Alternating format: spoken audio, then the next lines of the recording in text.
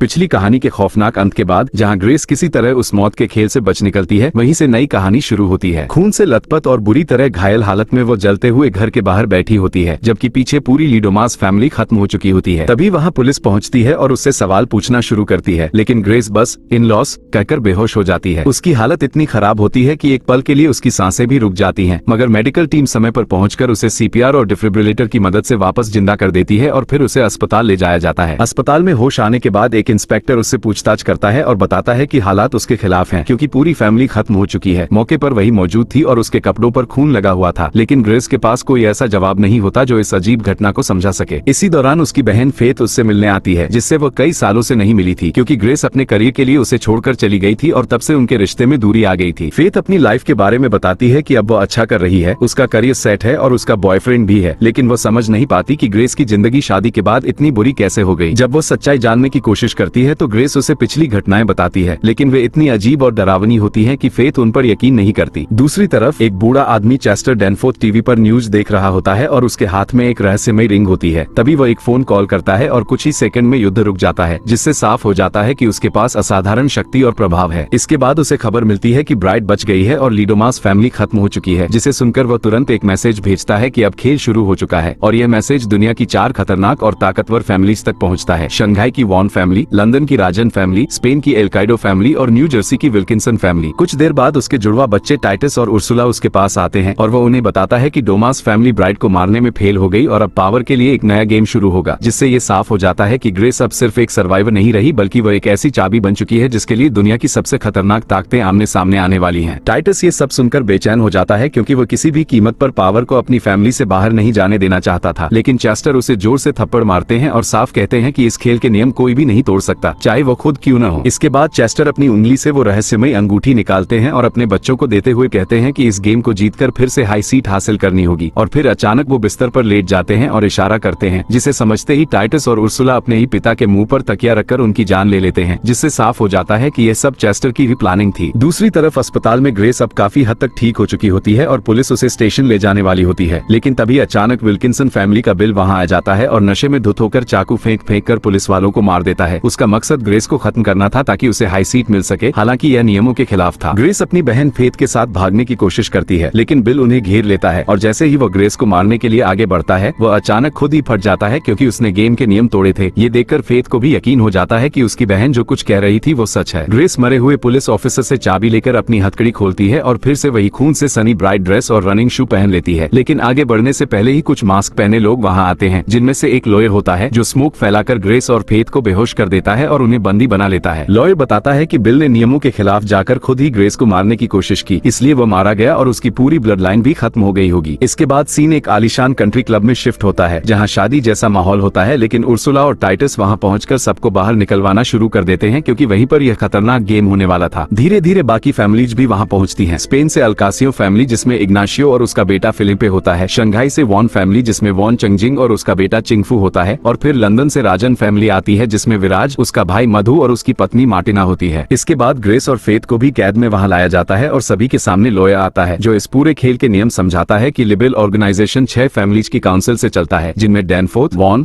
राजन, अल्कासियो, विल्किंसन्स और लीडोमास शामिल थी, लेकिन अब लीडोमास और विल्किंसन्स खत्म हो चुकी हैं, इसलिए सिर्फ 4 फैमिलीज बची हैं। वो ये भी बताता है कि ग्रेस ने पिछले गेम को जीतकर एक खास क्लॉज एक्टिव कर दिया है और इसी वजह से अब यह नया खेल शुरू हुआ है, जिसमें हाई सीट यानी सबसे बड़ी पावर का फैसला होने वाला है। अब असली खेल का मकसद पूरी तरह साफ हो चुका था। जो भी इस गेम को जीतेगा वही हाई सीट पर बैठेगा और पूरी दुनिया को कंट्रोल करेगा, क्योंकि हाई सीट काउंसिल को कंट्रोल करती है और काउंसिल दुनिया को। पहले ये ताकत चेस्टर के पास थी और उसकी वही रहस्यमय रिंग उसकी पावर का प्रतीक थी, लेकिन अब हालात बदल चुके थे, क्योंकि ग्रेस ने पिछला गेम जीतकर एक पूरी फैमिली को खत्म कर दिया था, जिससे वो रिंग दोबारा इन प्ले आ चुकी थी। इसका मतलब साफ था, अब एक नया गेम होगा और जो भी इसमें जीतेगा वही सबसे ताकतवर बनेगा। लेकिन इस खेल में सबसे खास बात ये थी कि ग्रेस भी इसका हिस्सा बनने वाली थी, क्योंकि उसी की वजह से ये क्लॉज एक्टिव हुआ था। यानी अब वही पुराना खतरनाक खेल फिर से खेला जाएगा, जहाँ सुबह होने तक सभी फैमिलीज के हेड ग्रेस को मारने की कोशिश करेंगे और जो इसमें सफल होगा वही हाई सीट का हकदार बनेगा। लेकिन अगर ग्रेस फिर से बच जाती है तो पावर उसके हाथ में भी जा सकती है। ये सब सुनकर ग्रेस और फेथ दोनों ही अंदर से हिल चुकी थी और ग्रेस साफ मना कर देती है कि वो दोबारा ये खेल नहीं खेलेगी। लेकिन जैसे ही फेथ की जान की धमकी दी जाती है, उसे मजबूरी में हाँ कहना पड़ता है। लॉय गेम के नियम बताता है कि ये खेल दोपहर 2:31 बजे शुरू होगा और सुबह खत्म होगा। और इसी बीच अल्कासियो फैमिली की फ्रेंचिस्का भी आ जाती है, जो ग्रेस से नफरत करती है, क्योंकि वो एलेक्स से शादी करना चाहती थी, लेकिन ग्रेस ने उससे पहले ही एलेक्स से शादी कर ली थी, इसलिए अब उसके लिए ये खेल सिर्फ पावर का नहीं बल्कि बदले का भी था। इसके बाद ग्रेस और फेथ को इंजेक्शन देकर बेहोश कर दिया जाता है और बाकी सभी लोग गेम की तैयारी में लग जाते हैं। लॉयर आगे नियम समझाता है कि हर फैमिली सिर्फ उन्हीं हथियारों का इस्तेमाल कर सकती है जो उनके पूर्वजों के समय मौजूद थे, और कोई भी फैमिली दूसरे फैमिली के मेंबर को नहीं मार सकती, वरना पूरी फैमिली खत्म हो जाएगी। और यही मिस्टर लिबेल का गुस्सा कहलाता है, जिसका मतलब सीधा मौत है। इसके अलावा एक समय पर हर फैमिली से सिर्फ एक ही हेड गेम में होगा, और अगर वो मर जाता है तो उसकी जगह अगला सबसे बड़ा मेंबर लेगा। इसी वजह से उर्सुला और टाइटस ने अपने पिता को खत्म किया था ताकि वो खुद गेम खेल सकें। अब हर फैमिली से एक एक हेड सामने आता है, लेकिन डैनफोर्थ फैमिली के ट्विंस होने की वजह से उनके पास एडवांटेज था, क्योंकि गेम उनके ही इलाके में हो रहा था। इसके बाद सभी फैमिली हेड एक खास पेन से अपनी उंगली में खून निकालकर बाइलो बुक पर साइन करते हैं, जिससे गेम आधिकारिक रूप से शुरू हो जाता है। फिर ग्रेस और फेथ को एक ही हथकड़ी में बांधकर गोल्फ कोर्स के होल नंबर 9 पर छोड़ दिया जाता है, जबकि बाकी सभी हेड अपनी अपनी गोल्फ कार्ट में बैठकर उन्हें ढूंढने निकल पड़ते हैं। जैसे ही गेम शुरू होता है, वहाँ एक अजीब सा ऑल सीइंग आई जैसा मैकेनिकल सिस्टम एक्टिव हो जाता है, जो ये दिखाता है कि इस खेल के पीछे कोई बहुत ही डार्क और शैतानी ताकत काम कर रही है, और अब इस खौफनाक हंट की शुरुआत हो चुकी थी। गेम शुरू होते ही चालाकी साफ दिखने लगती है, क्योंकि डैनफोर्थ ट्विंस पहले ही बाकी गोल्फ कार्ट्स की चाबियां निकाल देते हैं, जिससे बाकी फैमिली हेड्स को पैदल ही आगे बढ़ना पड़ता है, जबकि टाइटस और उर्सुला आराम से अपनी कार्ट में बैठकर तेजी से होल नंबर 9 की तरफ निकल जाते हैं। दूसरी ओर वॉन चिंगजिंग बिल्कुल भी जल्दबाजी नहीं करती, बल्कि दिमाग लगाते हुए ड्रोन उड़ाती है और उसी के जरिए ग्रेस और फेथ की लोकेशन पता कर लेती है। यहाँ तक कि वो ड्रोन के माध्यम से बात करके बताने लगती है कि उसने बाय लॉस में एक ऐसा लूप होल ढूंढ लिया है जिससे ये खतरनाक गेम तुरंत खत्म किया जा सकता है। लेकिन इससे पहले कि वो अपनी बात पूरी कर पाती, डैनफोर्थ ट्विंस वहाँ पहुंचकर ड्रोन को ही शूट करके गिरा देते हैं। हालात बिगड़ते देख ग्रेस और फेथ पास के जंगल की तरफ भागती हैं, लेकिन जल्दी ही उन्हें एहसास होता है कि पूरा इलाका ऊंची दीवारों से घिरा हुआ है और यहाँ से निकलना नामुमकिन है। तभी उर्सुला चालाकी से उन्हें बातों में उलझाने लगती है, और उसी दौरान टाइटस पीछे से आकर एक्स जैसे हथियार से वार करने की कोशिश करता है, लेकिन आवाज हो जाने के कारण दोनों बहनें बच निकलती हैं और हाथापाई में टाइटस को गिराकर वहाँ से भाग जाती हैं। इस नाकामी पर उर्सुला टाइटस पर गुस्सा करती है, उसे डांटती है और थप्पड़ तक मार देती है, जिससे साफ दिखता है कि दोनों के बीच खुद पावर को लेकर टेंशन चल रही है, और वे आपस में तय करते हैं कि जो भी ग्रेस को मारेगा वही हाई सीट का असली हकदार होगा। इस बीच बाकी फैमिली मेंबर्स क्लब के अंदर बैठकर पूरे गेम को कैमरों और दूरबीनों से देख रहे होते हैं, लेकिन नियमों के कारण वे किसी भी तरह की मदद नहीं कर सकते। आगे ग्रेस और फेथ खुले गोल्फ कोर्स में पहुंचती हैं, तभी इग्नाशियो दूर से उन पर भारी हथियार से फायरिंग शुरू कर देता है, लेकिन उसकी निशानेबाजी कमजोर होने के कारण गोलियां इधर उधर जाती हैं और दोनों बहनें भागकर एक शेड में छिप जाती हैं, जहां वे धुआं करके अपनी लोकेशन छुपाने की कोशिश करती हैं। तभी धुएं के बीच विराज राजन अंदर आता है और बड़े चाकू से उन पर हमला कर देता है, जबकि दूसरी तरफ इग्नाशियो लगातार फायर करता रहता है और अचानक एक गोली सिलेंडर पर लगती है, जिससे जोरदार धमाका होता है। इस ब्लास्ट में विराज घायल हो जाता है और ग्रेस के हाथ में कांच के टुकड़े धंस जाते हैं। एक पल के लिए इग्नाशियो डर जाता है कि कहीं उसने गलती से विराज को मार तो नहीं दिया, क्योंकि नियम के मुताबिक ऐसा करने पर उसकी पूरी फैमिली खत्म हो जाती, लेकिन विराज सिर्फ घायल हुआ होता है। इसके बाद ग्रेस और फेथ भागकर एक बिल्डिंग में पहुंचती हैं, जहां अंदर डाइनिंग हॉल जैसा एरिया होता है। फेथ किसी तरह ग्रेस के जख्म की सफाई करके पट्टी करती है, लेकिन तभी विराज वहां भी पहुंच जाता है और दोनों बहनें भागकर लॉन्ड्री सेक्शन में चली जाती हैं, जहां वे एक मेटल कटर से अपनी हथकड़ी काटकर अलग हो जाती हैं, लेकिन आवाज सुनकर विराज फिर उन पर हमला कर देता है। इस बार लड़ाई और भी खतरनाक होती है और अंत में विराज भारी पड़ने लगता है, लेकिन ठीक उसी वक्त फेथ पीछे से हमला करके उसे वॉशिंग मशीन में धक्का दे देती है। ग्रेस तुरंत मशीन को लॉक करके ऑन कर देती है और उसे स्टेरिलाइज मोड पर डाल देती है, जिससे अंदर खौलता हुआ गर्म पानी भर जाता है और विराज उसी में घूम घूम कर जलकर खत्म हो जाता है। इसके बाद ग्रेस मशीन बंद करके उसकी लाश निकालती है और उसका फोन अपने पास रख लेती है ताकि किसी तरह मदद के लिए कॉल कर सके, जबकि दूसरी तरफ व्यूइंग रूम में लॉयर ऐलान करता है कि विराज के मरते ही अब राजन फैमिली का नया हेड मधु होगा और अब उसे इस खतरनाक खेल में उतरना पड़ेगा। ये सुनकर मधु, जो अब तक बड़ी बड़ी बातें कर रहा था, अचानक डर जाता है और गेम में जाने से मना करने लगता है, लेकिन गेम छोड़ना मतलब लिबेल को नाराज करना था, जिसका सीधा अंजाम पूरी ब्लड लाइन का खत्म हो जाना होता। इसलिए वो चालाकी दिखाते हुए अपनी पत्नी मार्टिना को फैमिली हेड घोषित कर देता है और खुद बचने की कोशिश करता है। हालांकि मार्टिना इस फैसले से बिल्कुल खुश नहीं होती, क्योंकि अब उसे जबरदस्ती इस खतरनाक खेल में उतरना पड़ता है। मजबूरी में वो गुस्से के साथ गेम में शामिल हो जाती है। वहीं दूसरी तरफ ग्रेस और फेथ 911 पर कॉल करके मदद मांगने की कोशिश करती हैं, लेकिन उनकी कॉल सीधे उर्सुला के पास जाती है, क्योंकि डैनफोर्थ फैमिली पूरे नेटवर्क को कंट्रोल कर रही होती है। उर्सुला चालाकी से खुद को हेल्प करने वाली ऑफिसर बताकर दोनों बहनों को मेन गेट की तरफ बुलाती है ताकि वो वहाँ उन्हें खत्म कर सके, लेकिन रास्ते में उनका सामना वॉन चिंगजिंग से होता है, जो हमला करने की बजाय एक लूप होल बताती है कि अगर ग्रेस किसी काउंसिल फैमिली में शादी कर ले तो गेम तुरंत खत्म हो सकता है और हाई सीट उसके पति को मिल जाएगी, यानी बिना खून खराबे के सब खत्म हो सकता है। वॉन चाहती है कि ग्रेस उसके बेटे से शादी कर ले, लेकिन ग्रेस इस ऑफर को ठुकरा देती है। इसी बीच इग्नाशियो वहां आकर हमला करता है और लड़ाई के दौरान गलती से वॉन चिंगजिंग ही उसे मार देती है, जिससे रूल्स टूटने पर वो खुद भी फट जाती है और उसकी पूरी फैमिली खत्म हो जाती है। इसके बाद हालात और बिगड़ जाते हैं और बची हुई फैमिलीज में टेंशन और बढ़ जाती है। वहीं इस सब के बीच ग्रेस और फेथ के बीच पुरानी बातें निकलकर सामने आती हैं, जहां उनकी टूटी हुई बहन वाली रिलेशनशिप दिखती है। फेथ अपने दर्द और अकेलेपन को बताती है तो ग्रेस भी अपनी मजबूरियों को शेयर करती है। दोनों समझती है कि उनकी जिंदगी आसान नहीं रही। थोड़ी इमोशनल कनेक्शन बनने के बाद ग्रेस फिर से 911 कॉल करती है, लेकिन इस बार टाइटस ऑफिसर बनकर उन्हें मेन गेट की तरफ बुलाता है, जिससे साफ हो जाता है कि हर तरफ से उन्हें फंसाने की पूरी प्लानिंग हो चुकी है और अब उनके लिए बचना और भी मुश्किल होने वाला है। लेकिन जैसे ही टाइटस और उर्सुला वहां पहुंचते हैं, ग्रेस और फेथ पहले से तैयार होकर उन पर हमला कर देती हैं और ग्रेस साफ बता देती है कि वह उर्सुला की आवाज पहले ही पहचान चुकी थी और अब उन्होंने ही उन्हें जाल में फंसा लिया है। तभी टाइटस दोनों बहनों के बीच दरार डालने की कोशिश करता है और फेथ को भड़काता है कि ग्रेस उसे फिर से छोड़ देगी। इसी बीच एक कार की आवाज आती है, जिससे दोनों बहनें थोड़ी देर के लिए डिस्ट्रैक्ट हो जाती हैं और उसी मौके का फायदा उठाकर टाइटस और उर्सुला उनके हथियार छीन लेते हैं। लेकिन कार में मार्टिना होती है, जो एक पल के लिए ग्रेस को कुचलने जैसी लगती है, मगर आखिरी समय पर गाड़ी घुमाकर गेट तोड़ते हुए वहां से भाग जाती है। इसके बाद उर्सुला और ग्रेस के बीच खतरनाक लड़ाई होती है, जिसमें उर्सुला ग्रेस के कंधे में नुकीला हथियार घोंप देती है। वहीं फेथ भी टाइटस से भिड़ती है और जब ग्रेस लगभग हारने वाली होती है तो फेथ अपनी जान जोखिम में डालकर उसे बचा लेती है। इसके बाद दोनों बहनें वहां से भाग निकलती हैं। दूसरी तरफ टाइटस और उर्सुला के बीच भी टेंशन बढ़ जाता है, क्योंकि टाइटस खुद को कमतर समझे जाने से चिढ़ चुका होता है। उधर मधु फिर से गेम में आने की बात करता है, लेकिन लॉयर साफ कर देता है कि अब मार्टिना ही फैमिली हेड है और जब तक वो जिंदा है मधु कुछ नहीं कर सकता। वहीं ग्रेस और फेथ वेडिंग हॉल में पहुंचती हैं, जहां ग्रेस अपने कंधे से हथियार निकालती है, लेकिन फिर दोनों के बीच पुराने झगड़े फिर से शुरू हो जाते हैं और गुस्से में फेथ उसे छोड़कर चली जाती है। तभी फ्रेंचिस्का बजूका लेकर आती है, लेकिन उसकी बेवकूफी से उल्टा फायर हो जाता है और ग्रेस बच जाती है। इसके बाद दोनों के बीच अंधाधुंध लड़ाई होती है, जिसमें पेपर स्प्रे की वजह से दोनों कुछ देख नहीं पाती और आखिर में ग्रेस उसे हराकर वहां से निकल जाती है। दूसरी ओर फेथ को टाइटस बुरी तरह पीटता है और लगभग मार ही देता है, लेकिन उर्सुला उसे रोकती है, क्योंकि वह फेथ को ग्रेस के खिलाफ इस्तेमाल करना चाहती है। फिर टाइटस स्पीकर पर ग्रेस को धमकी देता है कि अगर उसने सरेंडर नहीं किया तो फेथ को मार देगा। अपनी बहन को बचाने के लिए ग्रेस हथियारों का जुगाड़ करती है और शॉटगन लेकर आगे बढ़ती है। रास्ते में वो फ्रेंचिस्का को एक ही गोली में खत्म कर देती है और फिर व्यूइंग रूम में पहुंचकर बाकी लोगों पर गन तान देती है। लेकिन तभी एक नया खतरा सामने आता है, जब छोटा फिलिपे, जो अब अपनी फैमिली का नया हेड बन चुका होता है, अचानक 2 गन लेकर ग्रेस पर गोलियां चलाना शुरू कर देता है, जिससे ग्रेस को भागकर एक कमरे में खुद को बंद करना पड़ता है और अब हालात पहले से भी ज्यादा खतरनाक हो जाते हैं। लेकिन कमरे के ग्लास के दूसरी तरफ टाइटस खड़ा होता है और उसके कब्जे में फेथ होती है। वो ग्रेस को धमकी देता है कि अगर वो 3 सेकंड में बाहर नहीं आई तो वो फेथ को मार देगा। ऐसे में ग्रेस एक चालाक दांव खेलती है और टाइटस को शादी का ऑफर देती है। वो कहती है कि अगर वो उससे शादी कर ले तो ये खूनी खेल तुरंत खत्म हो जाएगा और हाई सीट भी सीधे टाइटस को मिल जाएगी। ये सुनकर टाइटस लालच में आ जाता है और लॉयर भी इस बात की पुष्टि कर देता है, लेकिन ग्रेस उससे लेबेल के नाम पर वादा करवाती है कि वो उसे और उसकी बहन को नुकसान नहीं पहुंचाएगा। टाइटस मान जाता है और यहीं पर गेम खत्म हो जाता है और शादी की तैयारियां शुरू हो जाती हैं। इस दौरान ग्रेस अपने घाव संभालती है, जबकि फेथ उसे रोकने की कोशिश करती है, लेकिन उसके पास कोई और रास्ता नहीं होता। तभी उर्सुला आती है और टाइटस की असलियत बताती है कि अगर उसे हाई सीट मिल गई तो वो पूरी दुनिया के लिए खतरा बन जाएगा। लेकिन टाइटस ये सब सुन लेता है और बिना झिझक अपनी ही बहन उर्सुला को मार देता है। इसके बाद शादी अंडरग्राउंड ऑल्टर में होती है, जहां शैतानी रिचुअल्स के बीच खून से साइन करवाकर शादी पूरी करवाई जाती है। जैसे ही शादी पूरी होती है और टाइटस ग्रेस को किस करता है, उसी पल ग्रेस चाल चलते हुए उसी पिन से उसके गले पर हमला कर देती है और बार बार वार करके उसे खत्म कर देती है, क्योंकि शादी के बाद वो दोनों एक ही फैमिली बन चुके थे और इस तरह टाइटस को मारकर ग्रेस खुद हाई सीट हासिल कर लेती है। फिर वो उसकी लाश को नीचे गड्ढे में फेंक देती है और अंगूठी पहन लेती है, जिससे वहाँ मौजूद सभी लोग उसके आगे झुक जाते हैं। लेकिन तभी एक और बड़ा ट्विस्ट आता है, जब ग्रेस खुद ही इस पावर को ठुकरा देती है और हाई सीट छोड़ देती है। अब डॉन सुबह होने में बस कुछ मिनट बाकी होते हैं और रूल के मुताबिक जो भी उस समय तक यह अंगूठी पहनेगा वही दुनिया का सबसे ताकतवर इंसान बन जाएगा। और अब ये पावर सिर्फ उन फैमिलीज तक सीमित नहीं रही, बल्कि वहाँ मौजूद किसी भी इंसान के लिए खुल चुकी थी, जिससे हालात और भी ज्यादा खतरनाक और अनप्रेडिक्टेबल हो जाते हैं। ऐसा इसलिए होता है क्योंकि बाय लॉस में इस बात का कोई नियम ही नहीं बनाया गया था कि अगर कोई अपनी मर्जी से हाई सीट छोड़ दे तो आगे क्या होगा, क्योंकि लिबेल यानी शैतान ने कभी सोचा ही नहीं था कि कोई इंसान इतनी बड़ी ताकत को खुद छोड़ देगा। लेकिन ग्रेस ऐसा करके इतिहास बदल देती है। वह अंगूठी उठाकर सीधे उस खून से भरे गड्ढे में फेंक देती है और वहाँ मौजूद सभी लोग पागलों की तरह उस अंगूठी के पीछे कूद पड़ते हैं। हर कोई उसे हासिल करने के लिए एक दूसरे को मारने लगता है। हालात इतने खतरनाक हो जाते हैं कि कोई किसी पर भरोसा नहीं करता और सब बस एक दूसरे को खत्म करने में लग जाते हैं। लेकिन दिक्कत ये होती है कि समय बहुत कम होता है और गड्ढा छोटा, ऐसे में कोई भी उस अंगूठी पर कब्जा नहीं कर पाता। जैसे ही सुबह यानी डॉन का समय आता है और कोई विजेता नहीं होता, लिबेल गुस्से में आ जाता है और उसी पल वहाँ मौजूद लगभग सभी लोग एक एक करके फटने लगते हैं। पूरा माहौल तबाही में बदल जाता है, हर तरफ मौत और खून फैल जाता है। लेकिन इस विनाश के बीच ग्रेस, उसकी बहन फेथ और लॉयर किसी तरह बच जाते हैं। यहाँ तक कि मधु को भी एक पल के लिए लगता है कि वह बच गया है, लेकिन अगले ही सेकंड वह भी फट जाता है। इसके बाद एक अजीब और डरावना सीन आता है, जहाँ दीवारों में आग फैलती है और उसी आग के अंदर लिबेल की झलक दिखाई देती है। वो ग्रेस की तरफ देखकर हल्का सा सिर हिलाता है, जैसे उसकी चालाकी और हिम्मत से खुश हो। इसके बाद ग्रेस और फेथ उस बकरी को साथ लेकर वहाँ से बाहर निकल जाती हैं और ग्रेस अपनी बहन से वादा करती है कि अब वो उसे कभी अकेला नहीं छोड़ेगी। छोड़ेगी। दोनों बहनें उस खतरनाक खेल और शैतानी दुनिया से दूर निकल जाती हैं और इसी के साथ कहानी का अंत हो जाता है।